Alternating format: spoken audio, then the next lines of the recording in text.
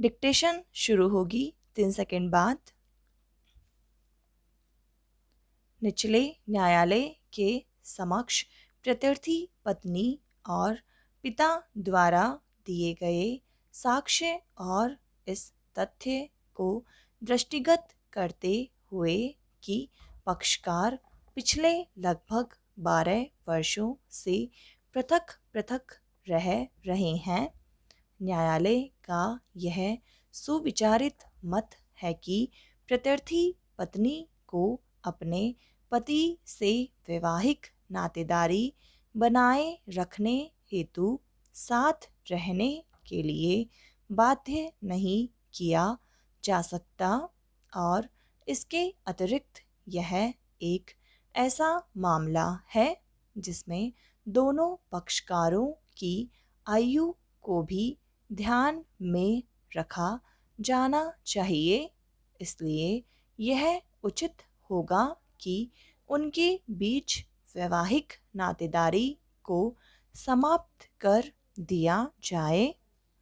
न्यायालय के समक्ष यह प्रश्न उद्भूत होता है कि प्रत्यर्थी पत्नी को क्या निर्वाह व्यय अनुज्ञात किया जाना चाहिए। यह स्वीकृत तथ्य है कि अर्जीदार अपीलार्थी रांची में झारखंड अनुसूचित जनजाति विकास सोसाइटी में लाभप्रद रूप से नियोजित है। यद्यपि यह स्वीकृत स्थिति है कि वर्ष 2013 में अपीलार्थी पति को लगभग 14,000 रुपये का संपूर्ण वेतन प्राप्त हो रहा था, तथापि प्रत्यर्थी पत्नी के अनुसार अपीलार्थी पति को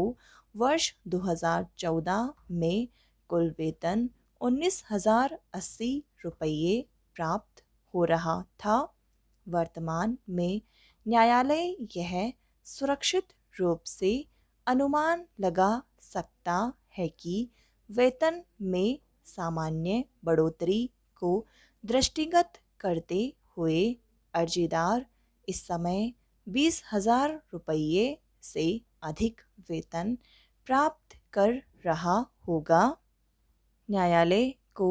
यह भी सूचित किया गया है कि भरण पोषण के एक पृथक मामले में प्रत्यर्थी पत्नी को 4,000 रुपये प्रतिमास मंजूर किए गए हैं, जिसे वर्तमान में अपीलार्थी पत्नी द्वारा 2015 के दांडिक पुनरीक्षण संख्या 829 में इस न्यायालय के समक्ष चुनौती दी गई है और जिसमें 8 सितंबर 2015 के अंतरिम आदेश द्वारा प्रत्यर्थी पत्नी को मासिक भरण पोषण के रूप में 2,000 रुपये प्रतिमास की धनराशि संदत्त की जा रही है। पूर्वोत्तर अवसरों पर जब यह मामला पेश किया गया था तो उस समय पति को यह प्रस्तावना की गई थी कि वह प्रत्यर्थी पत्नी को 10 लाख रुपये की जीवन निर्वाह व्यय धनराशि एकमुश्त संदत्त करे, जिसके लिए प्रत्यर्थी पत्नी तैयार हो गई थी, तथापि अपीलार्थी पति अपनी पत्नी को 6 लाख रुपये से अधिक का संदाय करने के लिए तैयार नहीं हुआ था। पैरा न्यायालय का यह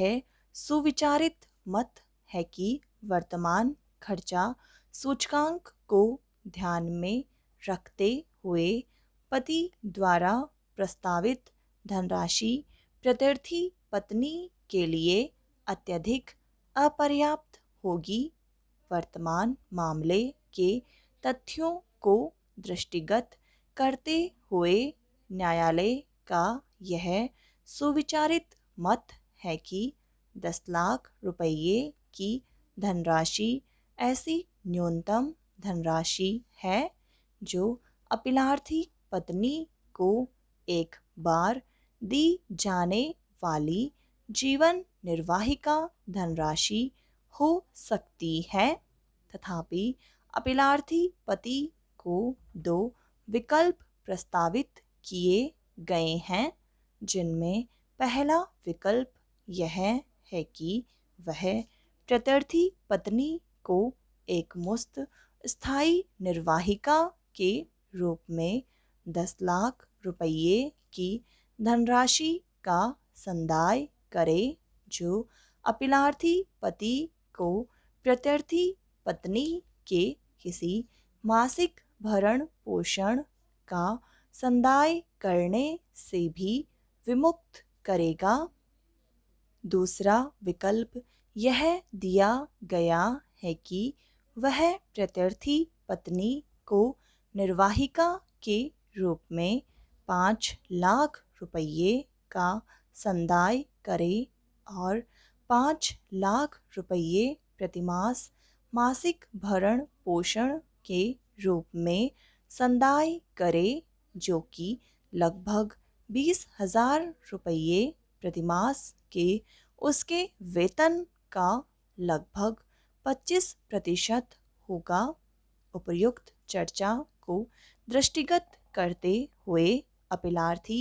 चंद्रेश्वर प्रसाद और प्रत्यर्थी पत्नी अंजलि कुमारी के बीच विवाह को एतत् द्वारा इस शर्त के अध्यधीन विवाह विच्छेद की डिक्री द्वारा विघटित किया जाता है कि या तो अपीलार्थी पति आज से 4 मास की अवधि के बीच एक मुश्त स्थायी निर्वाहिका के रूप में प्रत्यर्थी पत्नी को 10 लाख रुपये की धनराशि संदत्त करे, अथवा वह प्रत्यर्थी पत्नी को निर्वाहिका के रूप में 5 लाख रुपये की धनराशि और प्रत्येक कैलेंडर मास की 10 तारीख तक मासिक भरण पोषण के रूप में 5 लाख रुपये प्रतिमास की दर से धनराशि संदत्त करे। यदि अपीलार्थी दूसरे विकल्प को चुनता है तो वह आज से 4 मास की अवधि के भीतर 2015 के दांडिक पुनरीक्षण संख्या 829 में यह वचनबद्ध करते हुए समुचित आवेदन फाइल करेगा कि वह प्रत्यर्थी को मासिक भरण पोषण के रूप में प्रतिमास 5 लाख रुपये की धनराशि का संदाय करता रहेगा। विवाह विच्छेद की डिक्री उस तारीख से प्रभावी मानी जाएगी जिस तारीख से प्रभावी मानी जाएगी, जिस तारीख को या तो अपीलार्थी पति द्वारा दूसरा विकल्प प्रयोग किए जाने के मामले में उस तारीख को प्रभावी होगी जिसको कि अपीलार्थी प्रत्यर्थी पत्नी को निर्वाहिका के रूप में 5 लाख रुपये की धनराशि का संदाय करेगा। समाप्त।